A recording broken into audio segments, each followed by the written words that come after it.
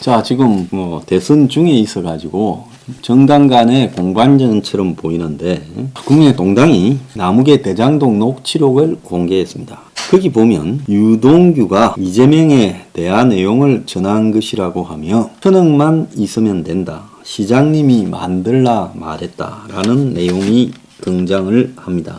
자, 그래서 쉽게 보면 시장은 1,000억만 정치선 하는데 돈 쓰면 되니까 나머지는 너가 알아서 먹어라. 내가 잘 도와줄게. 뭐 이런 말을 했다라는 취지로 지금 공개한 거 아니겠습니까? 자, 그래서 이 내용은 남욱이하고 정영학이가 통화를 할 때 정영학이 녹취했다는데 남 변호사가 자기가 통화했던 어떤 같은 인물이 걱정하지 마라. 시장님도 나한테 그림까지 그려가면서 이거는 진짜 너하고 나하고만 알아야 된다. 그림까지 그려가면서 1,000억만 있으면 되잖아. 그러면 해결돼. 나는 그러면 대장동이든 뭐든 관심 없어. 네가 알아서 해. 그거는 뭐야? 나는 돈 1,000억만 있으면 되고 너가 뭐 거기서 얼마를 벌어먹든 너가 알아서 해. 그것만 만들어. 이렇게 말했다고 합니다.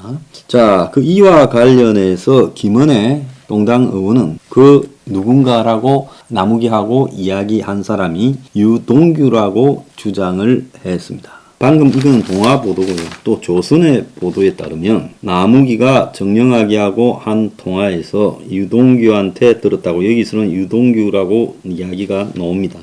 2014년 6월에 이재명이가 다시 두 번째 당선되는 성남시장 선거를 앞두고 그 전에 대장동 건을 터뜨릴지 그 위에 터뜨릴지 고민해서 어떻게 하면 너네가 돈벌이가 되고 돈을 많이 이익을 극대화하고 시장님 재선을 위해 어떤 식의 도움이 되는지 서로 상의해서 조율하자. 여기서 터뜨린다는 것은 폭로한다는 게 아니라 자, 대장동을 이렇게 개발하겠습니다. 이렇게 하는 이야기를 한 거죠. 2014년 4월 30일이니까 실제로 2014년 1월 달에 이재명이가 대장동 개발을 통해서 평당 1,000만 원의 아파트를 공급하겠다. 노동자들에게 공급하겠다. 이렇게 말을 한 적이 있습니다. 자, 그래서 이미 대장동이라는 것은 이재명이 재선과 관련되어서 여러 가지로 재선 때 돈을 미리 좀 꽂아주는 그런 역할도 했고 그 과정에서 3억 6천만 원을 여기저기서 받은 돈을 유동규에게 줬다. 이런 진술이 지금 검찰에도 있다는 겁니다. 그리고 4월 17일자 정영학 녹취록에서 유동규로 추정되는 인사가 남욱에게 아까 말한 대로 내가 시장님을 설득할 수 있다라고 이렇게 말하는 내용이 나오는데 유동규로 추정되는 인물이 남욱에게 거기서 나는 계획을 어떻게 할 건지 너랑 나랑 상의해서 하면 되고 포장해갖고 시장님한테 던져만 주면 된다. 걱정하지 마라. 시장님도 나한테 그림 그려가면서 이거는 진짜 너하고 나하고만 알아야 된다. 그러면서 1,000억만 있으면 되잖아. 그러면 해결되라고 말을 했다는 거예요. 어제 동당이 대장동 문건 보따리를 공개를 했습니다. 배수구 청소 중에 발견했다. 그래서 분당 인근 고속도로 변에서 나온 대장동 문서 보따리다.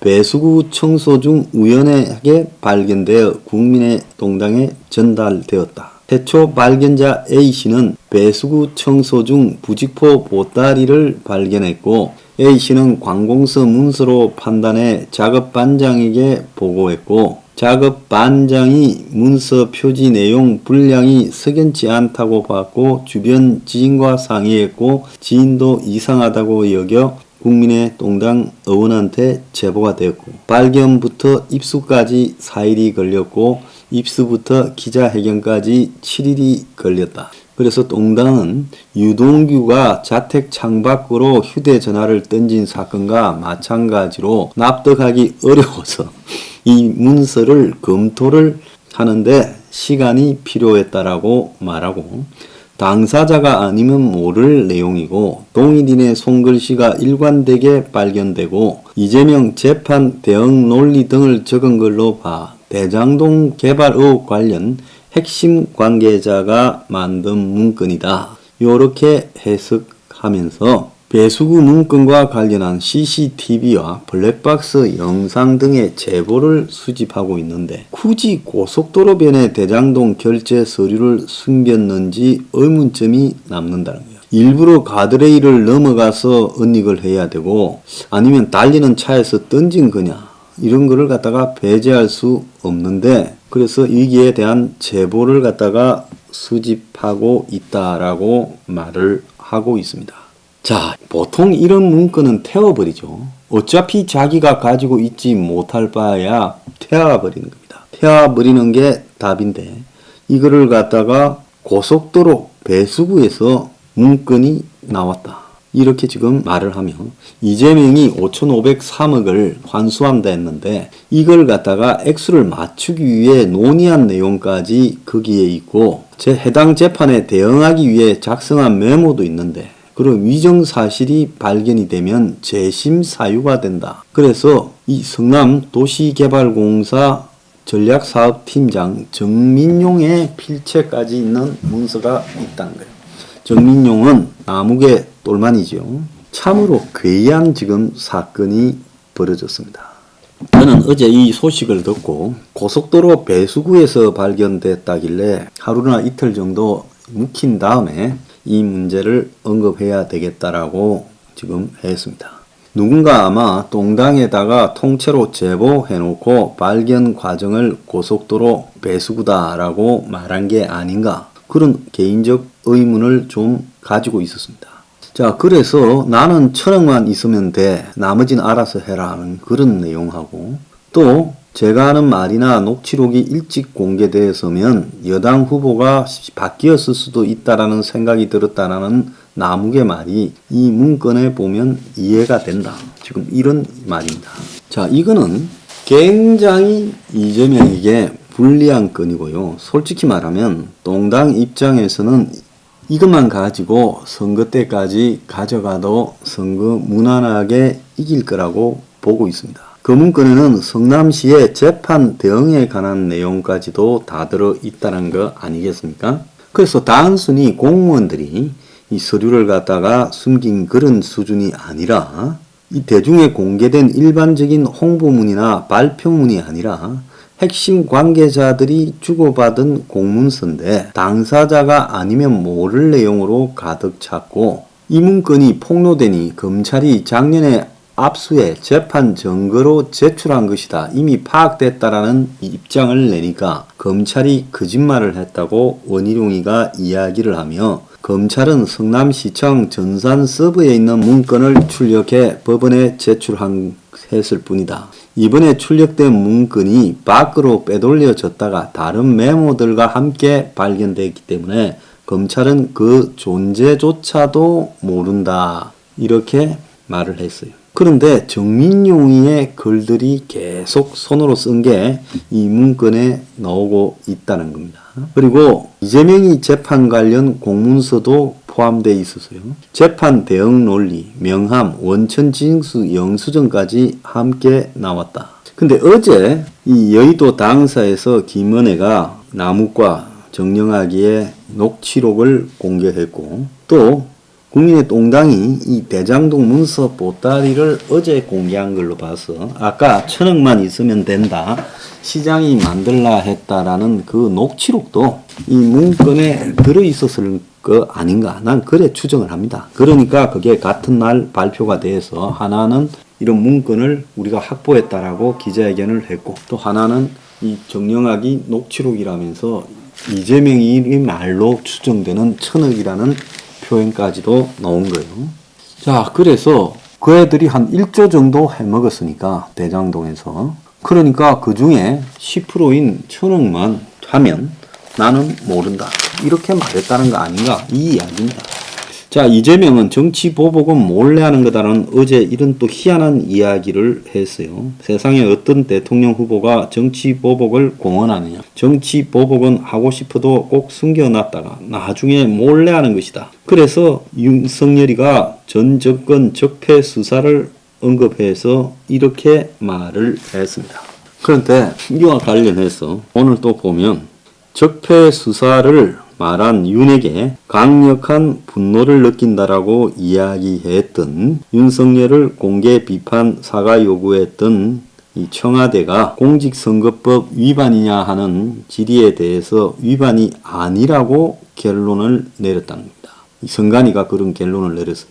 그러니까 윤이 적폐수사라는 언급을 하니까 이걸 갖다가 이제 문재인 측에서 후보를 공개 비판하고 사과 요구한 데 대해 국민의 동당이 선거 개입이라고 말을 한 부분에 대해서 선관위가 이거는 선거 개입으로 볼 수 없다라는 거예요. 선관위는 문의 발언은 특정 후보자가 현 정권을 비판하는 내용으로 언론 인터뷰를 한 데 대해 참모회의에서 자신의 입장을 표명한 것이다. 부당한 영향력 행사 등 선거에 영향을 미치는 행위로 볼 수 없다. 선관위는 공무원이 선거에서 중립 의무를 위반했는지 여부는 선거에 대한 부당한 영향력을 행사했는지 여부에 있는데 선거에 대한 부당한 영향력을 행사했는지 여부는 발언의 구체적 내용, 시기, 빈도수, 구체적 상황을 종합 고려해서 판단해야 된다. 이렇게 말합니다. 윤은 지난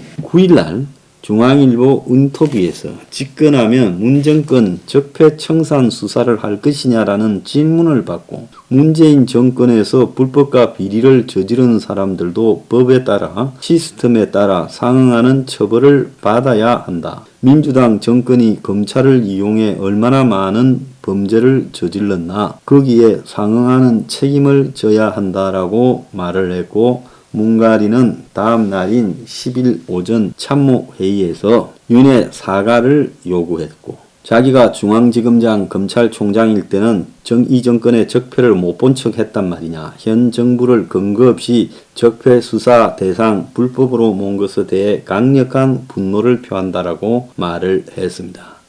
자, 그런데 지금 적폐라는 것이 오늘 여기 대장동 부분부터 대장동 문건 녹취록 등에서 터져 나오고 있지 않습니까? 이 부분에 대해서 윤은 대선 전에 명확하게 본인이 집권해서 문 정권에 대한 청산과 또 구체적인 비리에 대한 척결을 어떻게 할 것인가 입장을 정리해서 말을 할 필요가 있다는 겁니다. 그러지 않으면 스타트부터 대선 전에 이러다가 대선 끝나면 언제 그러냐는 듯이 여야 없이 잘 지내자라고 갈 가능성이 크기 때문에 우리가 동당 앞에서 9일 동안 싸웠던 거고 그렇게 문제를 제기해 왔습니다. 자, 대장동에서 1,000억만 있으면 된다 했다는 이 부분 과연 이거 말한 사람 깜빵에 갈까요? 윤석열은요 분명히 입장을 밝히세요.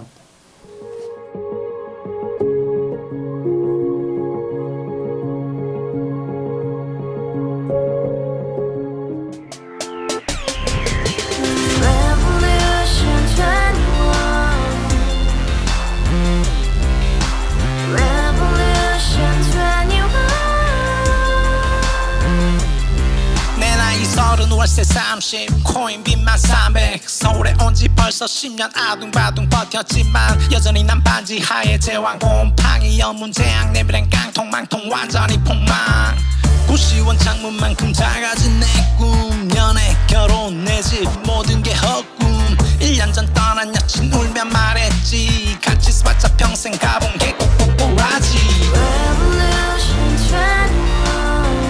가바후스 700 나도 소유주 가바후스 700 나의 소주 택시기사 우라부지 마트캐셔 울어무니 우리 집안 다 털어봤자 후줄 그래 개선민 내 미래 거기서 팍 끝난 거지 팍 더 이상 노력 따윈 괴물이 스펙 찾아서 말리 비오는 날 알바 잘려 맨날 학원 날 개쳐 발려 밤비 내리는 양화대교 홀로 걷고 있을 때 현수막에 아로 새겨진 평당 700짜리 아파트 다같이 소리 질러 혁명 21 가바후스 700 나도 소유주 가바후스 700 나의 소주 Together in the house, brand new day, and your dream had just begun. Revolution 21, only open happiness. 너의 곁에 내가 영원히 찝찝찝 개소리 멍멍멍 쳤다 하면 뻥 잘난 부모 만나 잘난 학교 나오면 뭐 하나 우동살이 꽉 찬 대가리 깡통 소리 텅텅 저 푸른 초원위에 그림 같은 집을 짓고 평상 4천 팔면 뭐해 평생 살 수 없는